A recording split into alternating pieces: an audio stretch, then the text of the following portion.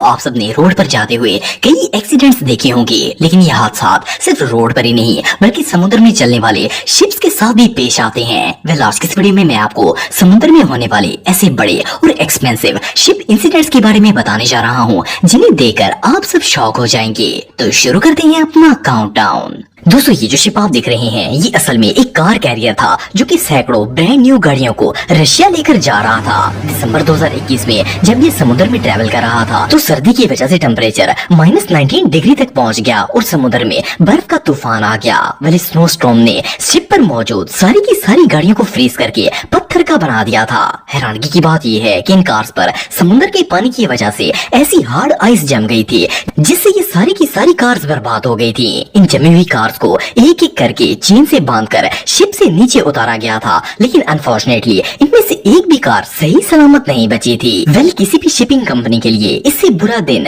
और भला क्या हो सकता है। दोस्तों, 2016 में हुंडई कंपनी ने गोल्डन रेस शिप के नाम से एक कार कैरियर लॉन्च किया था जो कि पूरी दुनिया में ब्रांड न्यू कार्स को शिप करने का काम करता था। लेकिन सितंबर 2019 में इस शिप के साथ एक बहुत ही भयानक वाकया पेश आया था। ये जॉर्जिया के ब्रांसविक पोर्ट से 4300 ब्रांड न्यू कार्स लेकर शिपमेंट के लिए रवाना हुआ था, लेकिन वर्कर्स ने ये व्हीकल्स बहुत ही केयरलेसली लोड किए थे।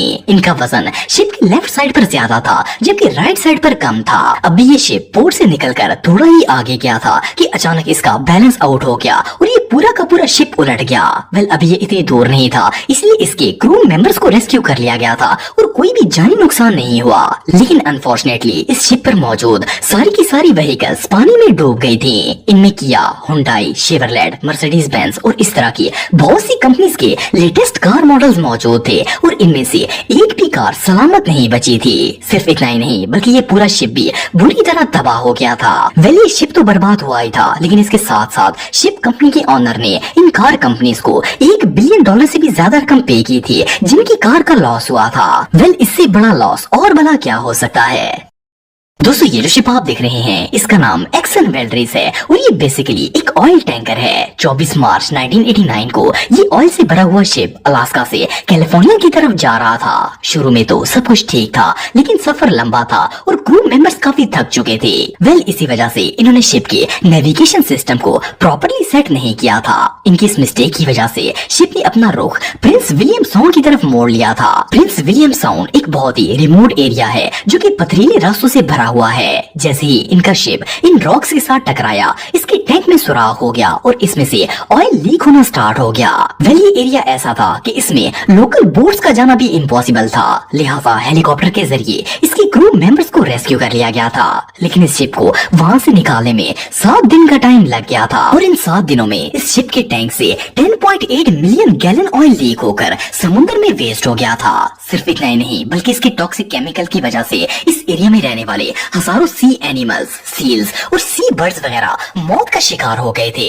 इस पूरे डिजास्टर में इस शिप कंपनी को आज के दौर के हिसाब से $6.3 बिलियन का नुकसान हुआ था। वेल, इसे अमेरिका का सबसे बड़ा इन्वायरमेंटल और फाइनेंशियल डिजास्टर माना जाता है। दोस्तों, मार्च 2006 में हुंडई का बनाया गया एक कार्गो शिप सामान समेत यमन से गुजर रहा था। ये एक बहुत ही ह्यूज शिप था जिसकी लंबाई 900 फुट से ज्यादा थी। ये कार्गो शिप कंटेनर से भरा हुआ था। वेल, पहले तो सब कुछ नॉर्मल जा रहा था, लेकिन अचानक शिप के पिछले हिस्से में एक जोरदार धमाका हुआ और शिप में आग लग गई। इस आग के शोले आसमान तक जा रहे थे और पूरा आसमान काले धुएं से भर गया था। इसके क्रू मेंबर्स ने फौरन अथॉरिटीज को कॉल की, लेकिन ये लोग जिस एरिया में मौजूद थे वहाँ पर पहुँचना आसान काम नहीं था।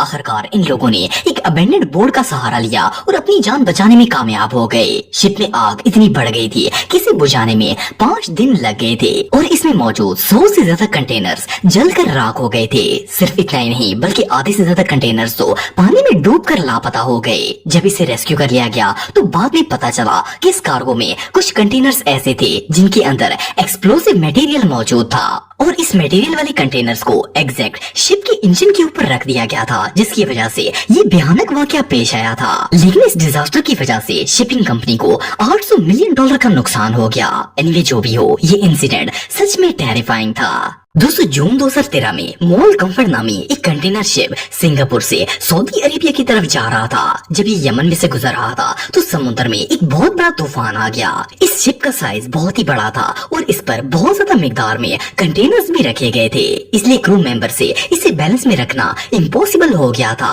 वह ये तूफान से लड़ता हुआ आगे बढ़ ही रहा था कि अचानक पानी की इतनी बड़ी लहर आई कि देखते ही देखते इस लहर ने शिप को दो हिस्सों में तकसीम कर दिया। इसका अगला और पिछला पार्ट अलग होकर पानी में फ्लोट करना शुरू हो गए थे।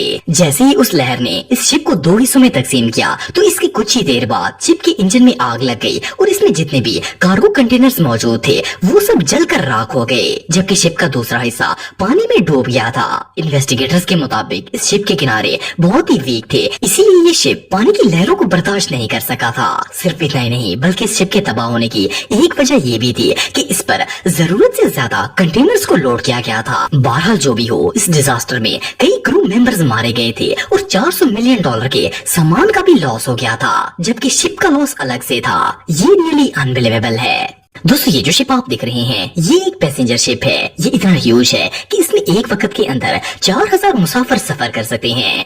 ये डेली बेसिस पर पैसेंजर्स को ट्रांसपोर्ट करने का काम करता है। लेकिन जनवरी 2012 में इस शिप के साथ एक बहुत ही भयानक हादसा पेश आया था। असल में ये शिप इटली की टस्कैनी कोस्ट से गुजर रहा था तो इसके कैप्टन ने अपनी डायरेक्शन पर पहुंचने के लिए एक शॉर्टकट रास्ता इख्तियार किया। इसे पता नहीं था कि इसके रास्ते में अंडरग्राउंड पत्थर भी मौजूद हैं। वेल इस रास्ते से गुजरते वक्त इसका शिप एक अंडर वाटर रॉक से टकरा गया और इसमें होल हो गया।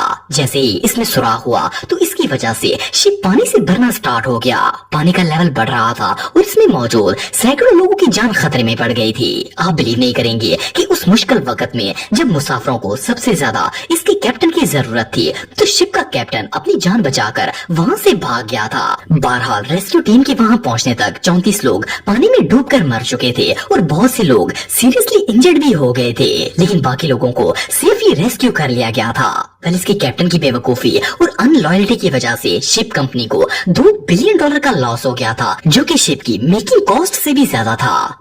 दोस्तों इसी साल मार्च में एवर गिवन कंपनी का एक कंटेनर शिप मिस्र की स्विस कनाल से गुजर रहा था। इस शिप की लंबाई 13 फुट से भी ज्यादा थी, लेकिन इस कनाल की चौड़ाई शिप से साइज में काफी छोटी थी। ये जहाज अभी कनाल से गुजर ही रहा था कि अचानक समुद्र में तूफान आ गया और ये शिप पूरा का पूरा मुड़कर कनाल में फंस गया।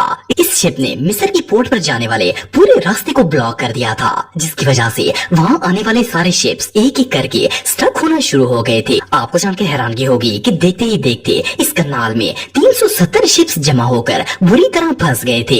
ये समुद्र में लगने वाला सबसे बड़ा ट्रैफिक जैम था। इस स्टक शिप को निकालने में ऑलमोस्ट एक हफ्ता लग गया था और ट्रांसपोर्टेशन बंद होने की वजह से सैकड़ों शिप्स का लॉस हो गया था। आप बिलीव नहीं करेंगे कि एवर गिवन कंपनी को इस हादसे की वजह से $9.6 बिलियन का लॉस हो गया था। ये इंसिडेंट वाकई में किसी डिजास्टर से कम नहीं था। तो दोस्तों आज की वीडियो में बस इतना ही। उम्मीद करता हूँ आपको आज की वीडियो पसंद आई होगी। ऐसे ही इंफॉर्मेटिव वीडियो देखने के लिए मेरे YouTube channel Atif TV official subscribe कर दें। मिलता हूँ नेक्स्ट वीडियो में, तब तक के लिए अल्लाह हाफिज़।